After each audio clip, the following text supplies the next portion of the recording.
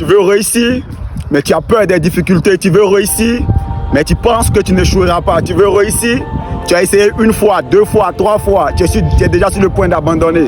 Laisse-moi te dire, tu rencontreras encore beaucoup d'échecs. Tu rencontreras encore des moments véritablement difficiles. Mais tu sais quoi? C'est dans ces moments difficiles que les champions se forment. C'est dans ces moments difficiles que la vie discipline qui sont ceux qui réussiront et qui sont ceux qui ne réussiront pas. Ce n'est pas parce que la situation est difficile que tu dois te plaindre, mais tu dois apprendre à souffrir et à véritablement avoir la joie. Tu dois apprendre en réalité à tomber, à savoir te relever. La Bible déclare que 10 fois le juste tombe et 10 fois le juste est censé se relever. La vie sera dure, la vie sera compliquée. Mais lorsqu'on a appelé à être des enfants de Dieu, on a appelé à briller. Et Dieu nous appelle à être des personnes excellentes.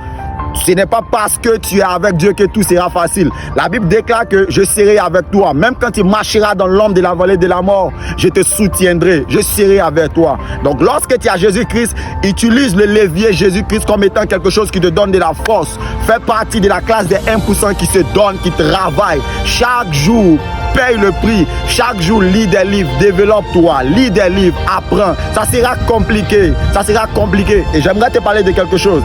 En réalité, il y a deux types de choses.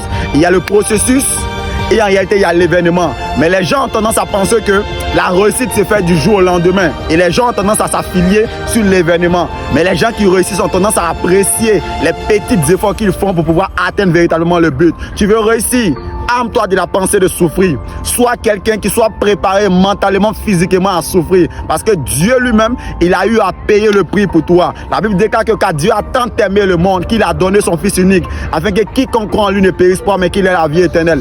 La raison qui a permis à Jésus-Christ en réalité de pouvoir nous sauver, c'est parce qu'il a tant aimé le monde. Donc si aujourd'hui tu aimerais devenir quelqu'un de prospère, tu dois avoir une raison. Tu dois aimer tes objectifs, tu dois désirer, tu dois véritablement penser à tes objectifs.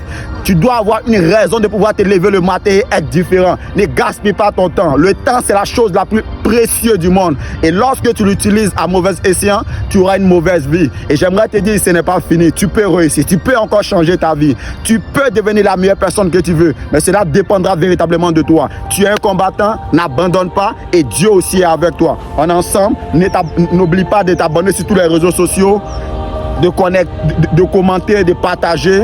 Que Dieu véritablement te bénisse. On élèvera une armée qui bouleversera le monde. Si tu es fan, on est ensemble.